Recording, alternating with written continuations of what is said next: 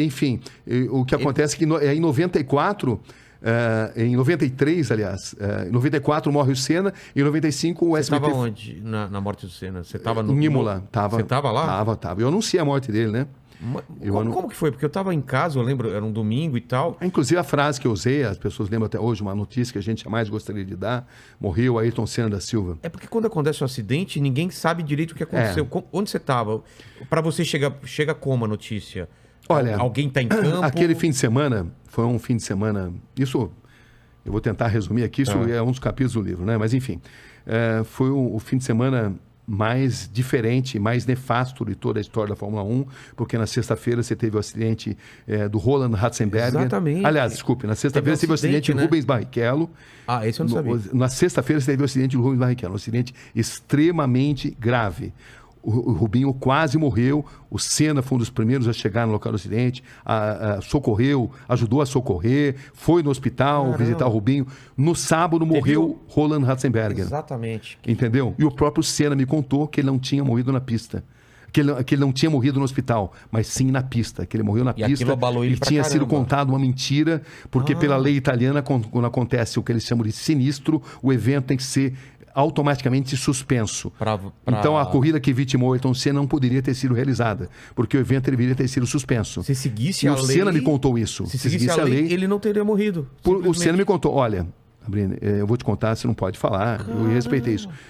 O Ratzenberger morreu na pista, não morreu no hospital, mas está sendo divulgado que morreu no hospital para possibilitar a realização do evento. O Senna não queria correr, estava muito abalado, porque ele se sentia sob pressão, pela falta de segurança dos carros da Fórmula 1 naquela época, pelo fato de ele ter lutado muito para ir para o Williams, e quando ele chega no Williams ele encontra um carro totalmente desequilibrado, e era difícil explicar para o público que o carro que no ano anterior tinha suspensão ativa e que nadava de braçada em relação aos concorrentes, era um carro pior que o do Schumacher, cuja Benetton estava burlando o regulamento. Estava burlando? Estava burlando, usava artifícios tecnológicos não permitidos pelo regulamento. E era difícil para ele poder explicar tudo isso. Então ele estava profundamente assim abalado, foi obrigado a fazer mudanças no carro, improvisadas, porque ele não se sentia bem no cockpit, ele não estava confortável por uma reunião de fatores.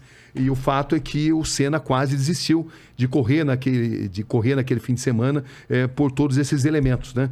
Então, ele chega a falar com outros pilotos, faz alguma reunião? Ele chega a falar, eles chegam a se reunir, mas aí, por uma questão contratual, decidem correr. Decidem que tinham que correr. Então você tem aquela célebre imagem dele que está totalmente contrariado.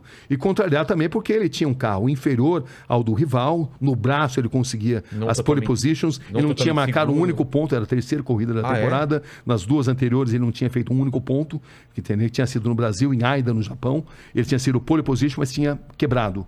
Entendeu? Tinha tido um acidente e tinha parado, né? Não tinha marcado o ponto. E ele estava se sentindo sob pressão. Então ele tinha sido pole position mais uma vez, mas ele tinha ali no retrovisor Schumacher arrojado, com um carro que não respeitava o regulamento, e era difícil para ele falar sobre isso. Era muito difícil. Então, tem uma série de detalhes, eu não vou contar tudo, porque senão a gente não fala de outro assunto, né? Mas são muitos fatos, né? A célebre reunião sobre pneus que estavam fora do regulamento também, e que a Goodyear reúne o Frank Williams e o Senna. Eu conto também o que aconteceu.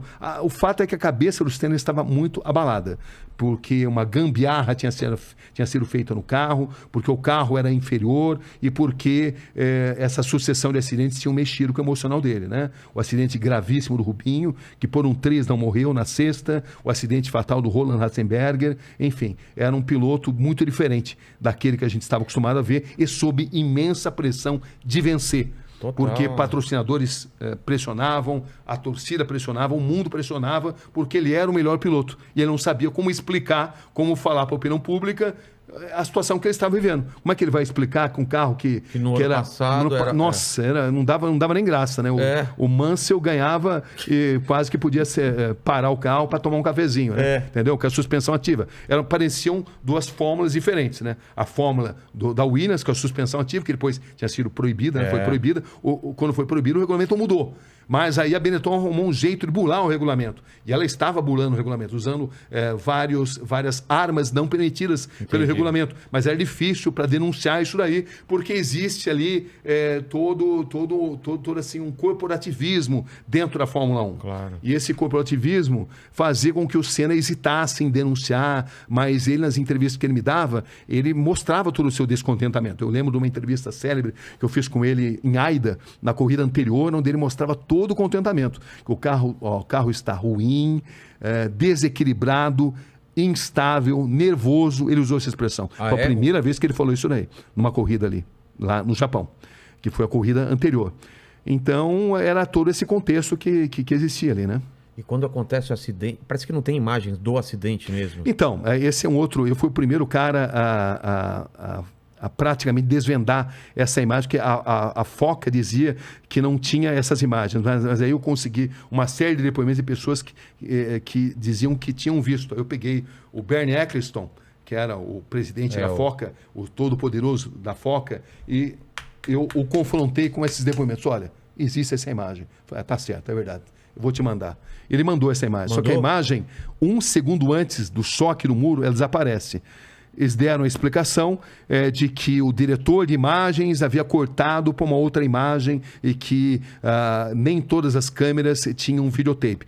Muita gente não acredita nisso, o establishment estranho, né? Não acredita, da mesma forma que muitos pilotos afirmam textualmente que o Senna morreu na pista. O Nicola Larini, por exemplo, agora quando fez 20 anos da morte, me deu uma entrevista histórica muito importante também, onde ele afirma textualmente que por tudo que ele sabe, o Senna morreu na pista e que isso não pôde ter sido divulgado exatamente por as razões que eu mencionei aí, né? E que a corrida teria que ter sido paralisada e também havia um protecionismo ali para o Williams. A Williams não teve culpa da morte do Senna. O Senna sabia dos riscos que ele corria, mas digamos que haveria um risco maior se esses fatos aparecessem, né? Então, o establishment da Fórmula 1 se protege, um protege a do outro para evitar que determinados fatos apareçam. E eu, nessa fase, eu trabalhei muito nas investigações. Essa imagem eu fui o primeiro a mostrar, como fui o primeiro a mostrar a imagem do capacete do Senna, que ninguém mostrava também.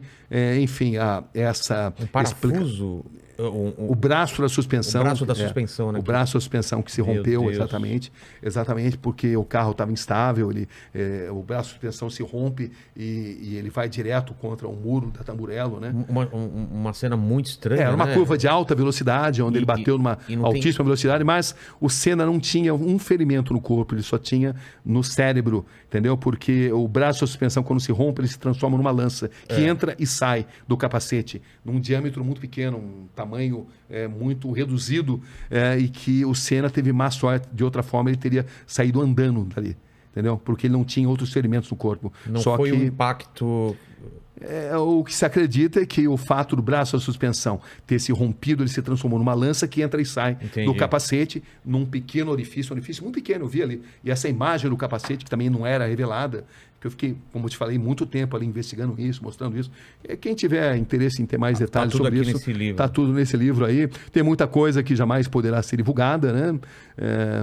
Como também tem a história do cara que filmou lá o corpo do Ayrton Senna no Instituto Médico Legal e tentou vender e foi repudiado. Claro. Você não pode mostrar uma imagem dessa. O que vai se ganhar com isso? Nada. Não. Então, né? Mas enfim, mas tem todo tipo de história. E o que eu digo para vocês até hoje é que todos os momentos que eu falo de Ayrton Senna, eu rendo as minhas homenagens, porque eu aprendi muito com ele. Como ser humano, como profissional, um cara comprometido totalmente com o perfeccionismo, com a determinação e, ao mesmo tempo, quando não estava tomado pelo modo perfeição, um cara muito engraçado. Ah, é? Muito engraçado. Tirador de sarro, inclusive, no documentário que eu cheguei a fazer, um dia você pode ver até, nossa, me sacaneava direto, nossa, o tempo todo. Até aqui tem uma... O Sérgio Malandro veio aqui, que falava de umas coisas na época que ele estava com a Xuxa. Ele era muito tirador de sarro. Ele era tirador de sarro. Mas ele era gente boa, gostava muito dele. Só que era um cara muito competitivo e se prejudicava, deixava de viver uma parte da vida dele. Imagina, porque ele era comprometido, o último cara a tirar o pé do acelerador nas curvas. um cara extremamente talentoso. Nunca o Senna não é o piloto que venceu mais o maior número de grandes prêmios. Esse número foi superado pelo Schumacher. Ele não é o cara que mais venceu campeonatos, não é o cara que conquistou, enfim, mais pole positions, mas embora não tenha esses números absolutos, que todos eles foram sendo batidos, ele é generalizadamente reconhecido pelo establishment da Fórmula 1 como o maior piloto. Por quê? Porque ele era o cara mais arrojado e o cara mais carismático. Você encontrava pilotos arrojados, mas que não tinham o mesmo carisma. Você encontrava pilotos carismáticos, mas que não tinham o mesmo arrojo. O Senna tinha o pacote completo. Tinha uma forma de pilotar que o pessoal fala que era muito agressiva, né? Muito agressivo, muito destemido, e tudo que ele falava virava ouro. Você parava para ver o Senna falar. Ele falava muito bem, em vários idiomas. O italiano dele era espetacular, o inglês dele era espetacular, o raciocínio dele espetacular. O Senna era assim, endeusado no Japão, na Itália, no mundo inteiro, mas no Japão, na Itália, no Brasil, são os países onde realmente era de fato assim, endeusado, né? É um cara muito especial, muito bacana e, enfim, um momento muito bacana. Tanto que um ano depois, quando eu recebi essa proposta para sair, a Globo, eu lembro que fez uma proposta para eu ganhar uma espécie de bicho, né, de premiação lá para renovar meu contrato, mas eu decidi que eu não queria mais cobrir Fórmula 1. Se eu ficasse na Globo, eu tinha que continuar cobrindo Fórmula 1, mas depois da morte do Senna, eu achei que não tinha mais sentido, eu queria dar prosseguimento à minha carreira de jornalista investigativo internacional. E foi isso que eu fiz. E eu pude fazer isso inicialmente fora da Globo, mas aí, um ano e meio depois, a própria Globo me levou de volta para Nova York, enfim. São etapas da minha vida. O que você mais gosta de fazer, esse jornalismo investigativo. Com certeza, essa é a minha essência.